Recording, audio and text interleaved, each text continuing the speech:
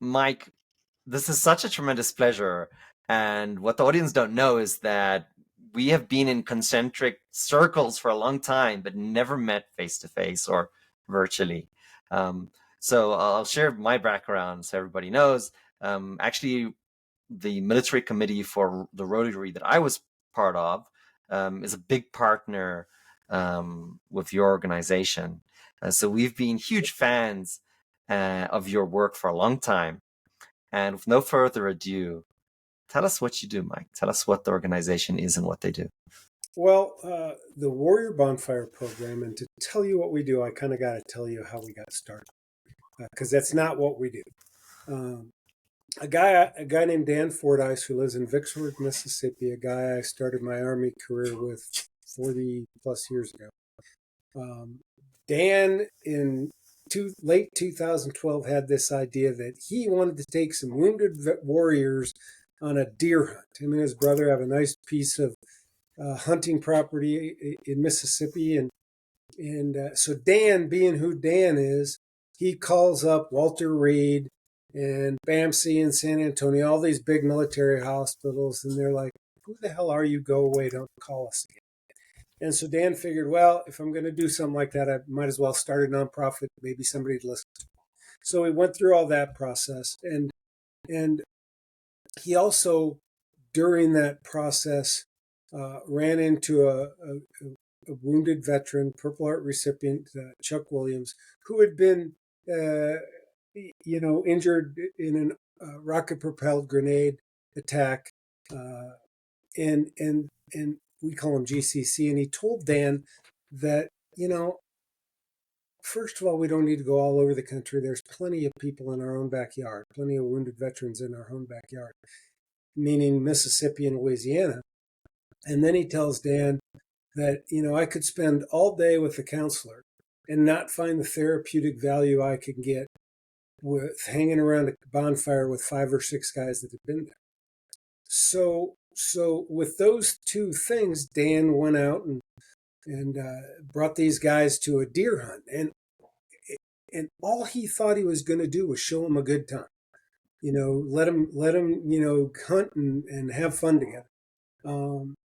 But the first night, Dan and his brother Hunter are talking after everybody had gone to bed. And they're like, holy crap, there's a lot more going on here than deer hunting. Guys are opening up with each other, sharing with each other, advising each other. So what it turned into is what we do today. And we take small groups of 6 Purple Heart recipients, those guys wounded in combat at the hands of the enemy, and we bring them on what we call bonfire retreats around the country. Now we base it around recreational therapy. There's healing in the great outdoors. Skiing, hunting, fishing, surfing, kayaking, you name it, we've done it. And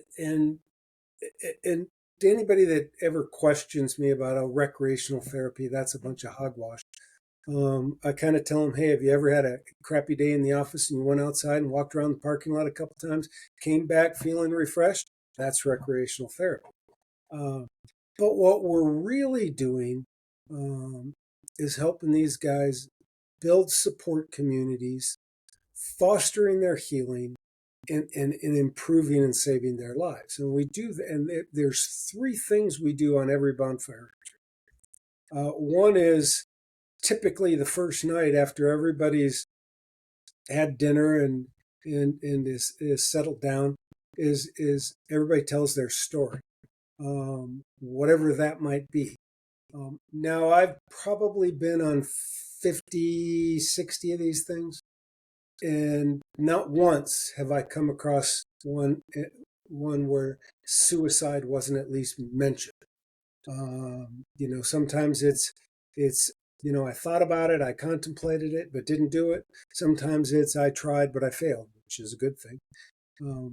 And then somewhere in the middle of it, we conduct a coping session, and it's really for the guys to share how they cope with different things.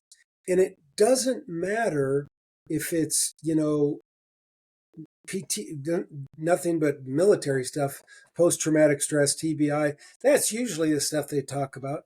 But sometimes they talk about raising children. Sometimes Right. they talk about it, marriage, different kind of things. And really, it's just designed for them to gather other ideas on how to cope with things. And I'm going to give you an example of one that kind of helped me. I'm not a wounded veteran, but it kind of helped me in my regular life. Um, and it was the first one of these sessions I was on, and the guy, his name is Art, and he just said he gets angry so fast anymore, and it happened when he got home. It wasn't before he deployed. And he gets so angry at people and things and all that kind of stuff. And he learned for him to say the Lord's Prayer. Now he said, now sometimes I'm mad and I say it once and it works. Sometimes I got to say it 10 times. But and that has kind of helped me a little bit. I don't have anger issues, but with other stuff. Right. And then the last thing we do at everyone is, Warrior Bonfire, we have a bonfire.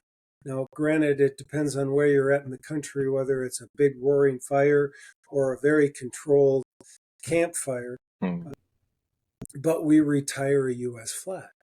And we do it a little differently. And first of all, we use an old Boy Scout ceremony. And then rather than retiring the flag whole, we prepare it into stripes, red, white, and blue, and everybody gets one of each. And they retire each one in honor of a fallen comrade. A lot of these guys, when we got started, we knew we were going to have to deal with survivor's guilt on this, because a lot of guys have survivor's guilt. It should have been me, not them. Helps them kind of remember that they got to keep going on for that buddy they lost. And then the other thing that we weren't really planning on is so many of these guys got injured, blown up, shot, whatever it was, and they got medevac out, and they lost a buddy in that attack and never got a chance to say goodbye. So we're giving them an opportunity to say goodbye.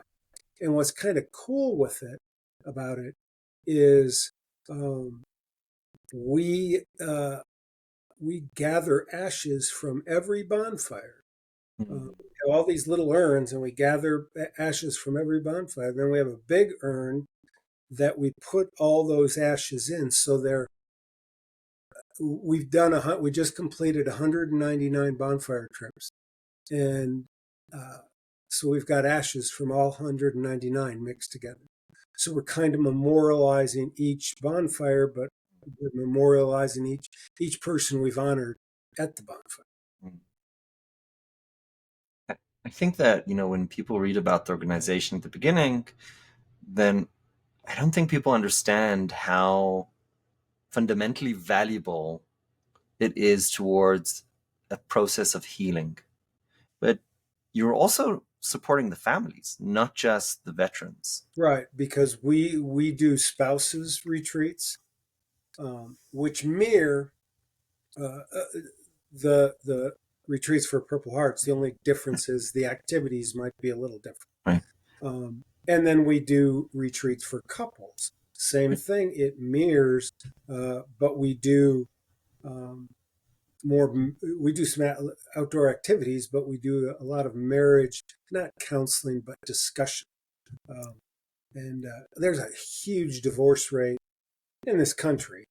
There's a huge divorce rate within the military, and as you get guys wounded with post-traumatic stress, TBIs, and all those kind of things, it makes marriages struggle. And just like just like the Purple Hearts, the spouses, they got to deal with PTSD, even though it isn't their PTSD. That's right. They don't have to deal with the TBI, but they got to deal with their husband's TBI or wife's TBI. That's right.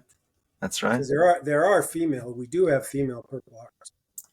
And Mike, all of this work requires funding.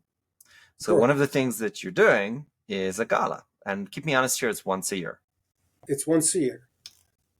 And I've heard that they can be quite fun, but tell me what happens in these galas. Like what is the activities and stuff? It's really kind of different, each one. Diamonds and Dog Tags. And that name was coined by the wife of one of our Purple Hearts.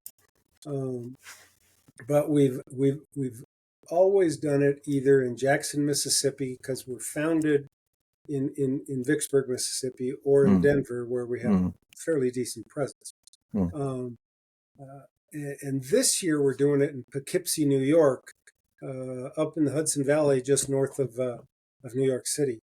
But yeah, always a little different. For example, this one in New York, she's got a game planned in the middle. We're doing, and I don't understand the game, so I'm not going to explain it. We're doing a whiskey pool. Again, I don't understand the game, so I'm not going to explain it. But we got some great entertainment. We got a great guest speaker, a great MC coming, some pretty well-known people, at least in the military circles. Last year in Jackson, we did it at a country club, and we had, a news broadcaster on the national news that came as our guest speaker a couple of years ago in Denver. That one was a little different because it wasn't a sit-down thing. There was chairs where people could sit down, but it was more of a long cocktail hour, and we had a comedian. So yeah, they're fun and they're different. What I've heard is, because I've heard all the Rotarians who have been to this, that's a lot of fun and it's tremendously valuable to help the program continue to provide the value that they do. So do people, I'm assuming, locally come, but do people fly over for this? We have every year we have a few. If you've never been, it's right around West Point. If you've never been up that Hudson Valley, if you're in the Hudson Valley, you realize that you are not in New York City. It's just an absolutely, it's a gorgeous part of the country, but you're not in suburbia either. So it's fair enough. Give us the details. Well, the event is August 10th in Poughkeepsie, New York. The best place to go for details, to buy tickets, to sponsor, to donate, whatever you want to do, is to go to www.warriorbonfire.org/DDT, Diamonds and Dog Dags, DDT. And Wonderful. Everything's on there. And I'll give a recommendation to also sign up for the newsletter. I've been on this newsletter for years, ever since I was involved with the Rotary Military Committee, and it has content. Mike, first of all, thank you for your service, not only in the military, but also putting together, I think, this tremendously valuable program. Let me ask you one last question. If you had to, beyond coming to the gala, obviously, but if you had to say one thing that you can advise us, civilians, that we can do a little differently to help or support or better understand our veteran community, what would that be? Well, I think, obviously there's always monetary donations are always appreciated and always needed. But we have a wide variety of volunteers. And really, when I talk to people about if you called me up and said, "Hey, I want to volunteer. What do you want me to do?" I'm gonna talk to you a while, and then I'm gonna say, "You go think about what you want to do." I'll give you some examples of what people are doing, but you go think about it, because the worst thing you can do is have a volunteer, give him something he wants to do, and he doesn't want to do it. He's going to walk away. And then you got to measure that. You also got to measure the person's time. If I don't give you enough to do, you're going to walk away. If I give you too much, you're going to walk away. So it's really, you got to get buy-in from the volunteer. You don't just assign. But we got volunteers doing all sorts of stuff. My son does our bookkeeping. His buddy does our website. We've got a group here in Colorado that it's just an amazing what they do. But they take our groups ice fishing. So there's just all sorts of different things, big, small, and different. We call every one of our Purple Hearts once a quarter. We have volunteers. We started with the Rotary Club, but now we've added to it because we need more. But so there's all sorts of stuff you can donate in kind. Hey, I got a lake house. If you guys want to use it for a bonfire, I'll let you do it. All Right. sorts of things. Right. Mike, again, thank you so much. I deeply appreciate the work and the work of your whole team. Thank you so much for your time today. I appreciate you. Thank you, Ari, and it's always wonderful to talk about the Warrior Bonfire.